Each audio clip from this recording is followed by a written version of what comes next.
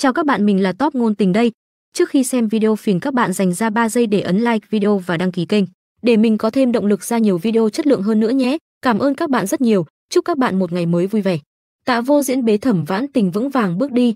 Thẩm Vãn Tình chân thành nói, "Cảm ơn." Tạ Vô Diễn nghe vậy dừng chân, chăm chú nhìn cô, giọng điệu nghi hoặc hỏi, "Cảm ơn ta?" Thẩm Vãn Tình nhanh chóng nói, Anh liếc mắt nhìn sang chỗ khác nói, "Không có gì đáng cảm ơn cả. Sao cô biết ta không giết cô?" Thẩm Vãn Tình không chần chờ đáp, "Cái này ta quả thực không biết. Nhưng chuyện nào ra chuyện đó." Cô chăm chú ngước mắt nhìn anh, chân thành nói tiếp, "Tốt xấu gì ngươi cũng là ân nhân đã cứu ta 2 lần. Nói cảm ơn vẫn là điều cần phải có. Hơn nữa ta cũng không đánh lại ngươi. Sau này ngươi muốn giết ta cũng hết cách." Tạ Vô Diễn vô cùng đồng ý nói cũng phải. Thẩm Vãn Tình nghe vậy vẻ mặt bất lực nói, "Đợi đã, điều này không đại biểu là ta muốn chết. Nếu sau này ngươi thật sự muốn giết ta, làm phiền hãy báo trước một tiếng cho ta biết, để ta có thể vùng vẫy một lúc." Anh nghe vậy liếc mắt nhìn cô nói, "Yên tâm, cô là người thú vị như vậy, sống còn thú vị hơn nhiều." Thẩm Vãn Tình thở dài trong lòng thầm nghĩ, hai ra, mấy ngày nay mình cũng đã nhìn rõ rồi. Nếu Tạ Vô Diễn và Kỷ Phi Thần thật sự có đánh nhau, chỉ sợ dù có 10 Kỷ Phi Thần cũng không đủ cho hắn trêu đùa. Nghĩ đến đây cô dựa vào lòng anh lo lắng suy tính, thay vì bây giờ để hắn bị lộ, rồi quay qua ra tay giết chết nam nữ chính, không bằng để hắn tiếp tục với thân phận trừ yêu sư, đợi nhân vật chính luyện tập lên cấp, rồi lần theo kế hoạch. Sao vậy? Nghĩ vậy cô khẽ nhắm mắt yên tâm tựa vào lòng anh nói, "Ngươi yên tâm." Tạ Vô Diễn nghe vậy khẽ cúi đầu nhìn cô. Thẩm Vãn Tình chậm rãi nói tiếp, "Ta tuyệt đối sẽ không làm phản, sẽ bảo vệ tốt thân phận của ngươi, không để cho người khác phát hiện." Tạ Vô Diễn nhếch môi khẽ hừ một tiếng. Một lúc sau, Tạ Vô Diễn nhanh chóng đưa cô đến nơi tịnh dưỡng. Kỷ Phi Thần cùng Phong Giao Tình đúng lúc thấy vậy liền lo lắng chạy đến. Kỷ Phi Thần sốt ruột gọi, "Vãn Tình." Tạ Vô Diễn nhanh tay nhẹ nhàng thả cô xuống. Trên vạt áo là vết máu loang lỗ kéo dài, cô dựa vào người anh từ từ ổn định cơ thể. Kỷ Phi Thần càng thêm áy náy nói, "Huynh đến muộn rồi." Thẩm Vãn Tình trong lòng bổ sung thêm, "Huynh không chỉ đến muộn đâu, huynh đến muộn thêm chút nữa, ta đến cái xác cũng chẳng còn."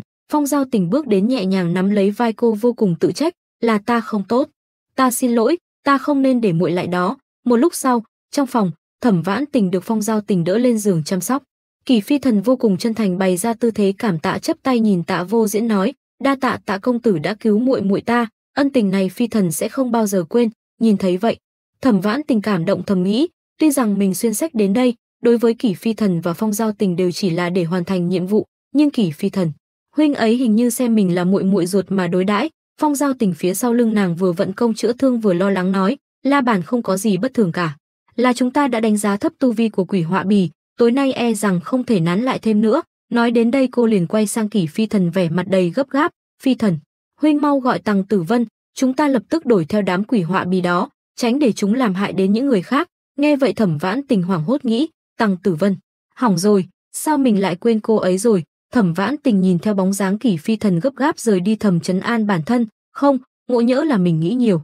Quỷ họa bì đã bị Tạ Vô Diễn đánh cho bị thương thành thế này rồi, còn không kịp bỏ chạy nữa, sao có thể quay lại nơi nguy hiểm này để bắt người chứ? Huống hồ hệ thống cũng không đưa ra bất kỳ nhắc nhở nào. Rất nhanh, Kỷ Phi Thần mang vẻ mặt hốt hoảng quay trở lại, lớn tiếng nói, "Không hay rồi, không thấy Tiểu Vân đâu nữa rồi." Đúng lúc này một khung thông báo đỏ rực hiện ra, hệ thống nữ phụ thông báo, cảnh báo, nữ phụ quan trọng gặp phải nguy hiểm lớn, tình tiết chính sắp được kích hoạt. Xin ký chủ hãy chú ý cẩn thận. Thấy vậy Thẩm Vãn Tình đen mặt ghét bỏ nghĩ, quả nhiên, hệ thống rách ngươi cũng không khác gì La Bàn của Kỷ Phi Thần. Ngoài muộn ra thì chẳng có tí tác dụng nào cả, mà bên kia, Kỷ Phi Thần vẫn dụng linh lực lên La Bàn, ánh sáng chói mắt lóe lên từ La Bàn. Linh lực màu tím vờn quanh nhanh chóng tụ lại, một luồng linh lực tác động lên La Bàn, ánh sáng vàng lóe lên từ nó, từ từ hóa thành luồng linh lực tựa làn khói bay về một hướng. Thấy vậy Kỷ Phi Thần vội nói, "Tìm được rồi. Tử Vân trên người có pháp bảo hộ thân, La Bàn có thể cảm nhận được khí tức của muội ấy." Nói xong anh liền quay sang nhìn Phong Giao Tình nói tiếp, "A Giao, muội cùng ta đi tìm người. Tạ công tử, làm phiền ngươi chăm sóc cho Vãn Tình." Thẩm Vãn Tình nghe vậy vội vàng bật dậy nói, "Đợi đã." Do quá vội vàng, cô theo quán tính té dập mặt xuống nền nhà một cái rõ đau. Tạ Vô Diễn liền bước đến nắm chặt vai cô đỡ dậy ghét bỏ nói, "Cô vội cái gì? Quỷ họa bì đã bị đả thương đến mức vậy rồi, Kỷ đại ca của cô nếu còn không giải quyết nổi thì không bằng đập đầu chết đi cho xong." Nghe vậy cô càng thêm lo lắng nghĩ, không được, cốt truyện bây giờ đã đi lệch với quỷ đạo chính, không đi theo họ, khó tránh khỏi chuyện ngoài ý muốn. Nhưng bây giờ mình bị thương nghiêm trọng, không thể đuổi kịp bọn họ. Nghĩ đến đây ánh mắt cô lóe sáng nhìn Tạ Vô Diễn. Tạ Vô Diễn liền bất lực nói, "Cô muốn làm gì?" Thẩm Vãn Tình vẻ mặt tỏa sáng nũng nịu nói, "Tạ đại ca, huynh có muốn trừ yêu diệt ma không? Thẩm Vãn Tình vui vẻ nhìn Tạ Vô Diễn nũng nịu nói, Tạ đại ca, huy có muốn trừ yêu diệt ma không?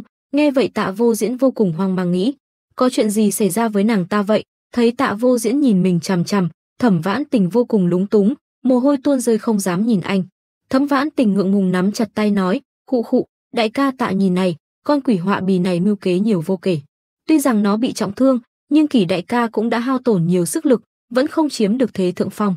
Nếu thực sự đánh nhau, ta sợ Phong tỷ tỷ là nữ tử, sẽ xảy ra chuyện ngoài ý muốn. Tạ Vô Diễn trầm giọng nói, vậy sao?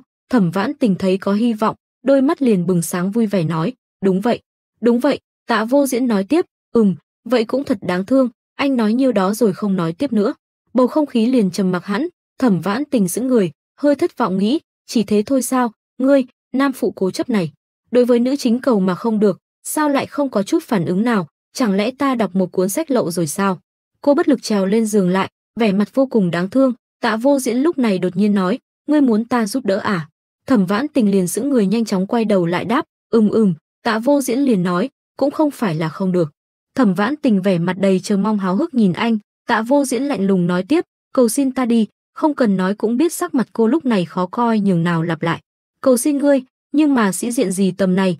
Thẩm Vãn Tình nhanh chóng thay đổi sắc mặt, chắp tay lại vô cùng chân thành nói, cầu xin ngươi, cầu xin ngươi, cầu xin ngươi. Tạ Vô Diễn cạn lời, một tay anh ôm đầu bất lực nghĩ, rốt cuộc nàng ta có phải là con gái được giáo dục từ gia đình danh giá chính phái không vậy? Nhà họ Kỷ danh tiếng lừng lẫy trong việc trừ yêu diệt ma, bình thường dạy dỗ nàng thế nào?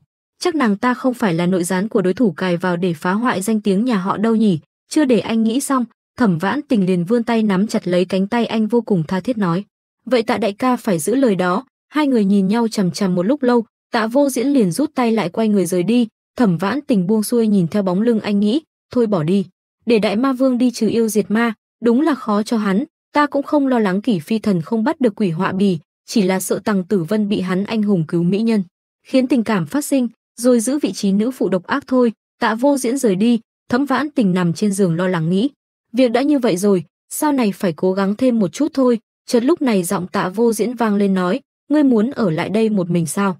Qua đây. Thì ra anh còn chưa rời đi mà ở bên cửa sổ. Tạ Vô Diễn lúc này phi thân đứng vững vàng trên linh kiếm ngoắc tay ra hiệu. Thẩm Vãn Tình vội vàng bật dậy chạy đến, vừa đi vừa vui vẻ cười, nhưng rất tiếc vừa đến bên cửa sổ liền quên một cục, khinh công kém quá không leo lên được bệ cửa sổ. Tạ Vô Diễn bất lực nhìn cô. Thẩm Vãn Tình vô cùng ngượng ngùng nói, hai ngươi chọn tư thế nào đó đưa ta lên đi, ta đều có thể chấp nhận. Kết quả một tiếng hét thất thanh vang vọng khắp nơi trong đêm khuya. Thẩm Vãn Tình được anh vững vàng bế lấy bay lên cao. Rất nhanh hai người đã bay đến nơi quỷ khí tràn lan, bên dưới họ Kỷ phi thần ra sức chiến đấu, ánh sáng linh lực lóe sáng xung quanh. Kỷ phi thần lưu loát vùng kiếm chiến đấu, xung quanh anh được bao bọc bởi luồng linh lực màu vàng. Phong Giao Tình cũng tự tạo ra một luồng linh lực bảo vệ bản thân, mà Tằng Tử Vân đang quỳ ngục trước mặt họ. Phong Giao Tình thấy vậy lo lắng gọi, Tiểu Vân. Một luồng quỷ khí tấn công Phong Giao Tình khiến cô hộc máu, mà bên kia bàn tay sắc nhọn của quỷ họa bì tấn công về phía Tằng Tử Vân. Kỷ phi thần lo lắng hét lên, cẩn thận. Vừa dứt lời, trên không trung một luồng linh lực chém đứt bàn tay quỷ họa bì. Tạ Vô Diễn nhàn nhã ra tay phong thái lạnh lùng. Còn Thẩm Vãn Tình ở đâu? Đương nhiên không được anh bế nữa. Cô nàng hèn mọn ôm chặt lấy chân anh, hai mắt nhắm tịt lại. Tằng Tử Vân lúc này mới ngơ ngác nhìn qua nói, là Tạ công tử.